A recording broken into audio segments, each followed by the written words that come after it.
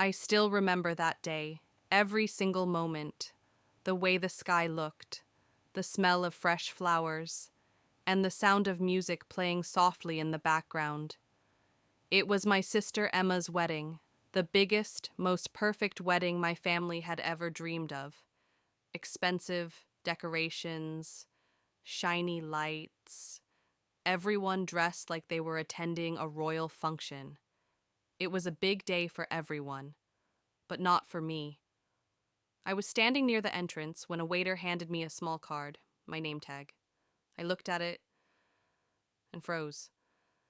My hands started shaking. It didn't say my name. It said, "The failure." Yes, the failure, written in bold, clear letters, right there for everyone to see. For a few seconds, I couldn't breathe. I looked around. Was this some mistake? Some joke? But no. I saw my mother laughing with some relatives, and I caught my brother-in-law's smirk as he glanced at me. That was no accident. That was planned. You see, they had been calling me the failure for years now, since the day I left my high-paying corporate job to follow my passion for art. They never understood me, and they never tried. Look at Ryan, they'd say. Such a disappointment, wasting his life on paintings while his friends buy houses and cars. I took a deep breath and swallowed my anger. Not here. Not today. It was Emma's wedding, and no matter how cruel they were, she was my sister. I smiled. Fake. Forced. But I smiled. I walked inside with my the failure tag sitting right on my chest.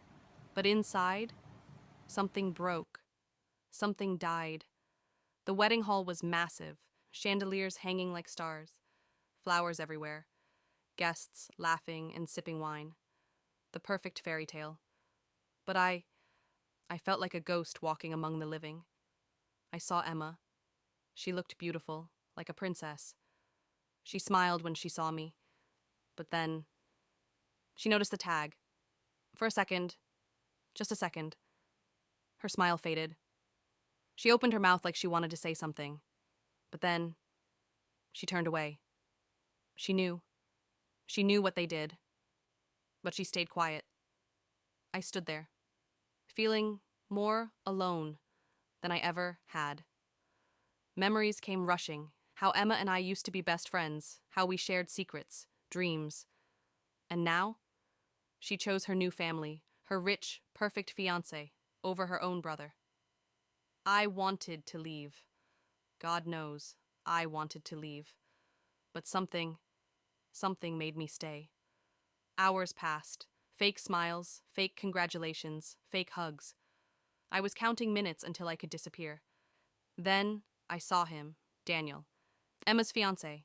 Tall, charming, rich, the perfect man my family worshipped. He was laughing with his friends, but there was something about his eyes.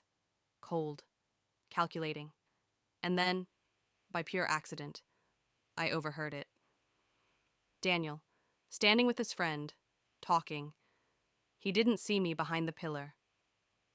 I swear, after this wedding is done, I'll deal with that mess in New York. She's just a side project, bro. Emma's family has money. And Emma's naive. She thinks this is love, his friend laughed. Man, you're dangerous. Daniel smirked. Gotta play the game to win, right? My heart stopped. What did I just hear? Side project? Naive? Playing the game? I froze. Every single blood cell in my body screamed, run. But I didn't. I stood there, listening. Daniel had a girlfriend, a whole other life in New York. Emma didn't know. Nobody knew. And suddenly, the failure, the useless, worthless brother, held a secret that could destroy this perfect fairy tale. My head was spinning. Should I tell Emma? Should I stop the wedding? Would anyone even believe me? They already called me the failure. What if they think I'm lying out of jealousy? I went to the restroom, splashed water on my face. My reflection looked back at me, broken, scared, angry. And then Something inside me changed. No more. No more staying quiet. No more being the family joke. No more being their punching bag. I decided I would speak. But not now. Not like this. If I was going to destroy Daniel, if I was going to save my sister, I would do it right, in front of everyone, on their perfect day. And so, I waited. I waited through the dinner, through the speeches, through the fake toasts. I waited until they handed me the microphone for my turn to speak, because, of course, the failure brother had to say a few words. Little did they know, this was going to be the speech they would never forget for the rest of their lives. Finally, the moment came. The host smiled, holding the microphone. Now we have Emma's brother, our special guest tonight, Mr. Ryan. Please come forward and say a few words for the beautiful couple. The crowd clapped. Some laughed. I knew why. The failure was about to speak. Maybe they expected me to mumble, stutter, or make a fool of myself. I walked towards the stage slowly. My heartbeat was loud. So loud it felt like drums in my ears. But my face, calm. My mind, ready. I grabbed the microphone. For a second, complete silence. Everyone's eyes were on me. I could see my mother whispering to my father, laughing, Daniel sipping his wine, Emma looking nervous. She knew something was wrong. I took a deep breath, and I started. Good evening, everyone. First of all, congratulations to Emma, my little sister. You look beautiful, like a dream. And Daniel, you look perfect. People clapped, fake smiles everywhere, but I didn't smile. I stared straight at Daniel. His eyes met mine. He was confident. No fear. Yet. And I'm truly honored to be here, I continued. You see, being the failure of the family, I didn't expect to get this chance. The crowd laughed. They thought it was a joke. But inside, something shifted. I felt powerful. For the first time, I was controlling the room. But today, I won't talk about my failures. No. I want to talk about something else. Something important. Because a wedding is not just about love and celebration. It's also about truth. The room went quiet. Real quiet. People leaned forward. The air heavy. I continued, my voice slow, deep, calm.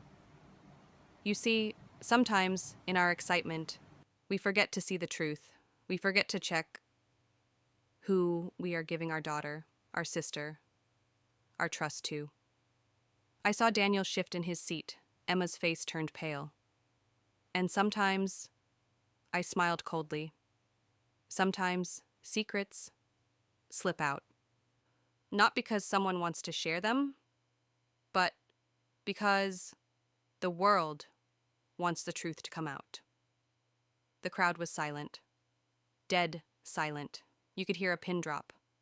I looked straight at Emma, my voice soft now, but full of emotion. Emma, I love you. You're my little sister. You've always been my heart. And today, as your brother, I can't stay silent, not anymore. People started whispering. My mother's face changed. Ryan, what are you doing? She hissed. But I ignored her. I took out my phone from my pocket. I turned on the recording. Ladies and gentlemen, what I'm about to play is a small conversation. A conversation that happened right here, a few hours ago. I played the recording. Daniel's voice echoed in the hall. Clear, loud, undeniable. After this wedding is done, I'll deal with that mess in New York. She's just a side project, bro. Emma's family has money, and Emma's naive. She thinks this is love. Gasps, hands covered mouths. Emma's body shook. She stared at Daniel, her eyes full of tears, pain, disbelief. My father stood up. What? What is this, Ryan? Is this True? I looked at Daniel. Daniel, would you like to answer? Daniel's face turned red, then pale, then red again. He opened his mouth, but no words came out. Emma stood up slowly. Her lips trembled. Daniel, tell me, is this true? Her voice broken. Daniel looked around. No one was on his side now. Then, the final nail in the coffin. Suddenly, from the crowd, the best man, Daniel's best friend Michael, stood up. His face white, his hands shaking. Ryan, I need to say something. Michael's voice cracked. Everyone turned to him. I can't lie anymore. Daniel, he told me everything about the girl in New York. Her name is Sophie. She's pregnant. 2 months. He said after this wedding, he'd send Emma away and settle there with Sophie. Boom. It was like the earth shook. People screamed. Some stood up, some sat down, shocked. Emma, she just stood there, frozen, tears flowing down her face. She stared at Daniel like she was staring at a stranger. My mother collapsed on the chair. My father shouted, "Is this true? Answer me, you bastard!" Daniel couldn't speak. He knew. It was over. I stood there, silent now, watching. Everything. Everyone. For the first time, they were not looking at me like a failure. For the first time, I was the one who saved my sister, saved my family. And then, I spoke again, my final words. Sometimes, being a failure is a blessing, because when you have nothing to lose, you are not afraid of the truth. I dropped the microphone. Boom. The hall exploded, shouting, crying, chaos. Emma ran out. My father followed. Daniel? He just stood there, destroyed. And me? I walked out, head high, chest out. For the first time in my life, proud to be the failure. After I dropped the microphone, the sound echoed through the hall. For a few seconds, nobody moved. Nobody spoke. The music stopped. The lights seemed to dim. All you could hear was the sound of Emma's soft crying. She stood there, in her white wedding dress, like a statue made of glass, ready to break any second. Daniel, he didn't even try to run. He stood frozen, his mouth half open, but no words came out. What could he say now? What lie could save him from this? Then, my father snapped, "You, liar, cheater, I will kill you!" He charged at Daniel, but 2 uncles held him back. The entire family was now standing, shouting, crying, some even trying to calm others down. My mother sat on the chair, shaking, her hands on her head, eyes wide open. How could this happen? How could you do this to us? She whispered again and again. The guests? Oh, they just stood there, silent, shocked, some taking videos, some whispering. They came to see a royal wedding, but now they were watching a real-life drama, a family breaking apart. Emma, she wiped her tears, slowly. She walked towards Daniel. Everyone watched. You could feel the weight of that moment. She stood just a few feet away from him, her hands clenched into fists. Her voice came out, soft, but deadly. "Tell me, Daniel, just once, look me in the eyes, and tell me, did you love me, even for a second?" Daniel looked at her.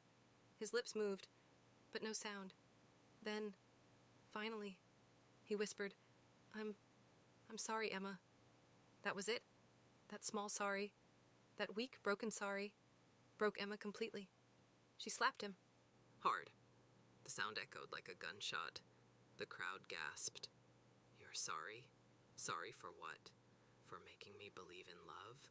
For making me dream about a future with you? For playing with my family's trust? Or for getting another girl pregnant while I was here, dreaming about being your wife?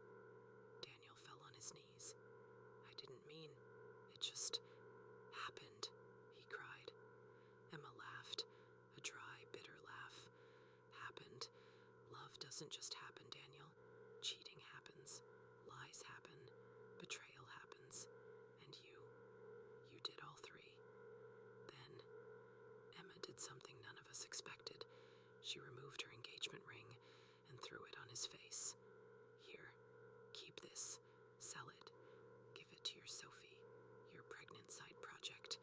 But remember this, Daniel, you lost the best thing that ever happened to you. Daniel cried, literally, in front of everyone, but nobody cared. No one felt bad, not anymore. I walked towards Emma, slowly. She looked at me, tears in her eyes. Ryan, I don't know what to say, she whispered. I hugged her, tight. You don't have to say anything, Em. I'm here. I always was. I know you forgot me for a while, but I never forgot you. Emma cried, like a child, in my arms. I'm sorry for what they called you, for not stopping them, for letting you feel like a failure, she cried. I smiled. It's okay. Sometimes being the failure gives you the courage to do what no one else can. The guests slowly started leaving. The wedding was officially over. No dance, no cake, no celebration, just silence. My father came to me, his eyes red. Ryan, I was wrong. All these years, I made fun of you, called you names. I thought success was money, power. But today, you showed me. Success is having the courage to protect the ones you love. I am proud of you, son. Hearing that, I felt something heavy lift off my chest. For the first time in years, my father was proud of me. My mother hugged me. Forgive me, Ryan. Please. I was blind. I nodded. No words, just emotions. Daniel was taken away by his friends. The best man, Michael. He came to me. Ryan, I'm sorry. I couldn't stop him, but I promise I'll tell Sophie everything. He won't get away with this. I nodded. Do what you think is right, Michael. But for now, just stay away from my sister. Michael nodded and left. That night, we sat together. Me, Emma, Mom, Dad. No lights. No noise, just us, together, broken, but alive. Emma finally spoke. Ryan, what do I do now? How do I live after this? I held her hand. One step at a time, Emma. You survive, you grow, and one day you'll smile again, and that smile will be real. She nodded, her eyes full of pain, but also a small spark of hope. That night, I learned something. Sometimes, being the black sheep, the failure, the disappointment, is a blessing. Because when everyone else is busy pretending, you are the only one who sees the truth. And when the time comes, you are the only one brave enough to speak it. That night, I was no longer the failure. I was the hero. I was the brother who saved his sister from a life worse than death. And as I sat there, watching the sky turn dark, I knew this story was just beginning. After that night, everything changed. The wedding was over, or should I say, destroyed. But the wounds, they were fresh, deep. Emma stopped talking much. She stayed locked in her room for days. Only I could see the pain in her eyes. The pain of losing love, the pain of betrayal, and the pain of facing the same people who once called her wedding the best thing that ever happened to our family. I stayed close, always around. I was not going to let her break. Not this time. Then, something unexpected happened.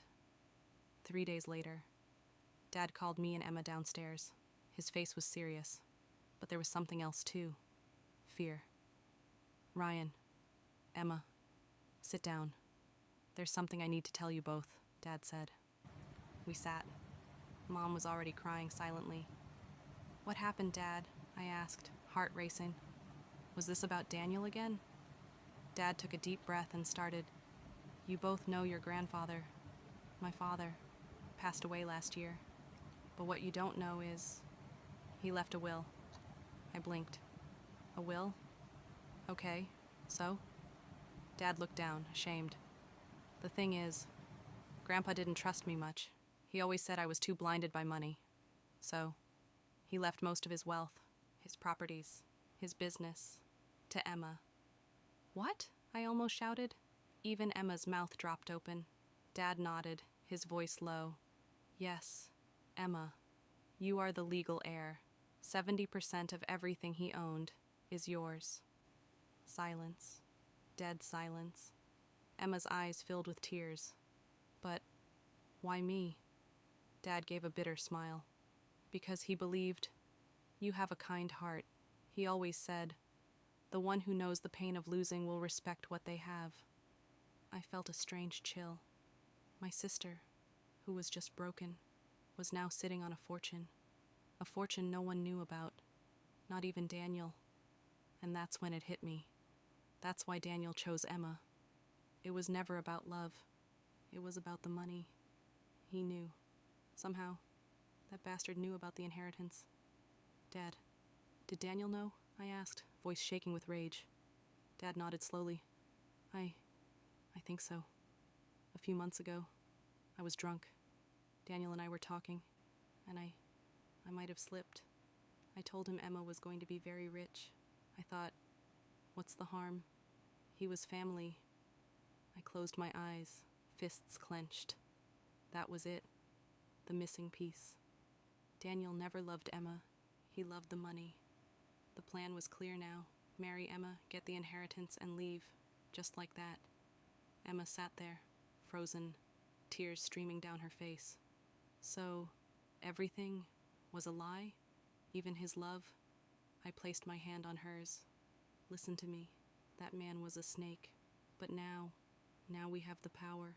He wanted this money, this life. But it's yours. You survived. You won." Emma looked at me, and for the first time in days, I saw something in her eyes.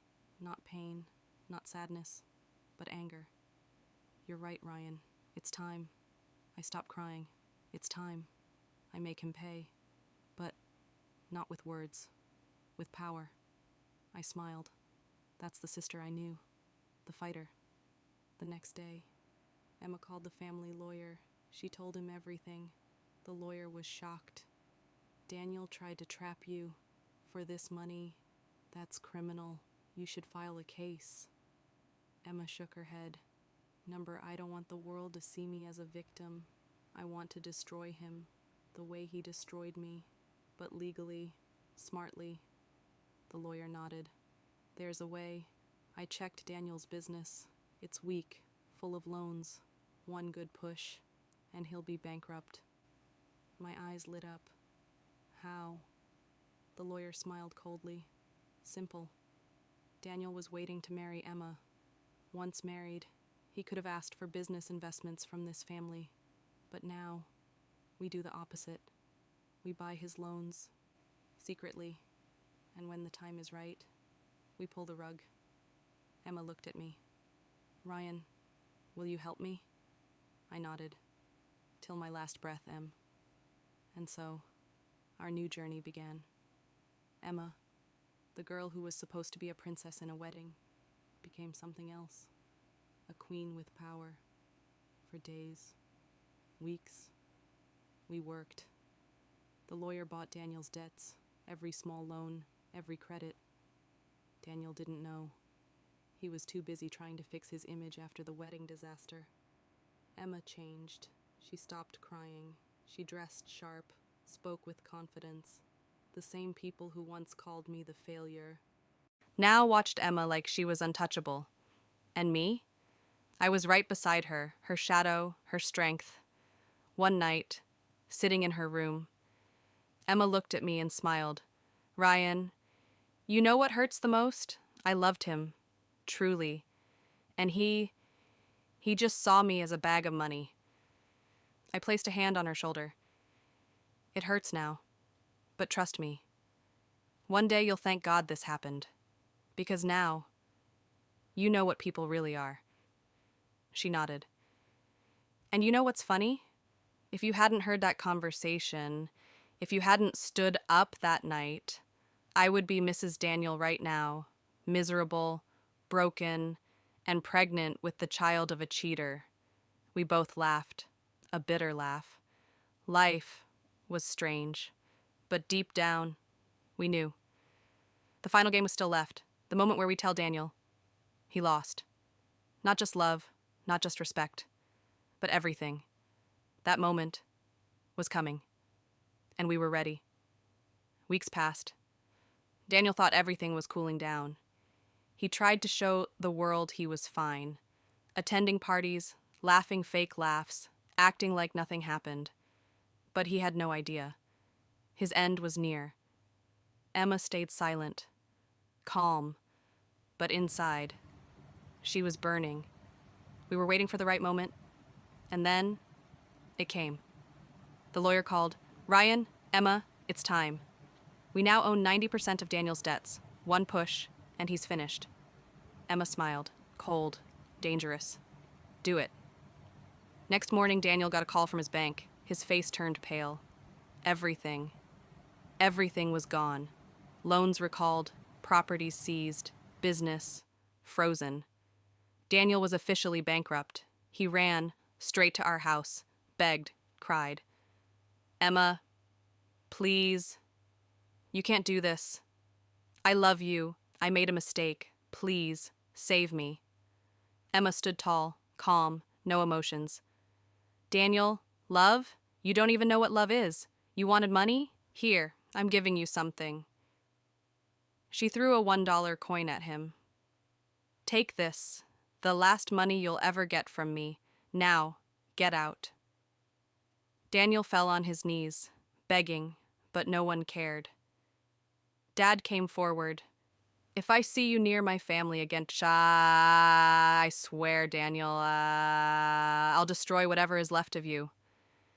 Daniel left, broken, destroyed, forever.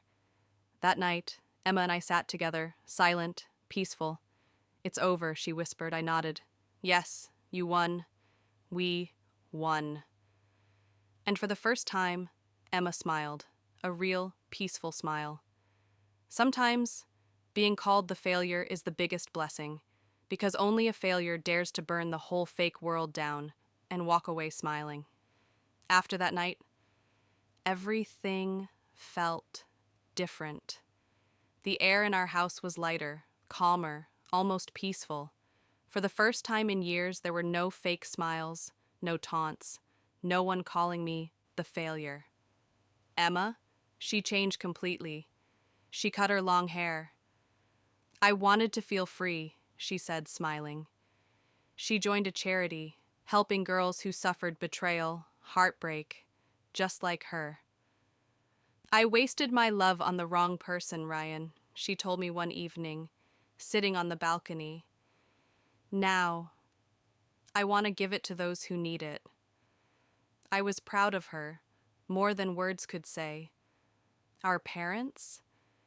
They started seeing things differently. One night, Dad came to me and placed his hand on my shoulder. "Ryan, I need to say this. I judged you, insulted you, made you feel small. But that day, you saved us. You saved Emma. And I will never forget it." I looked at him, smiled, and said, "It's okay, Dad.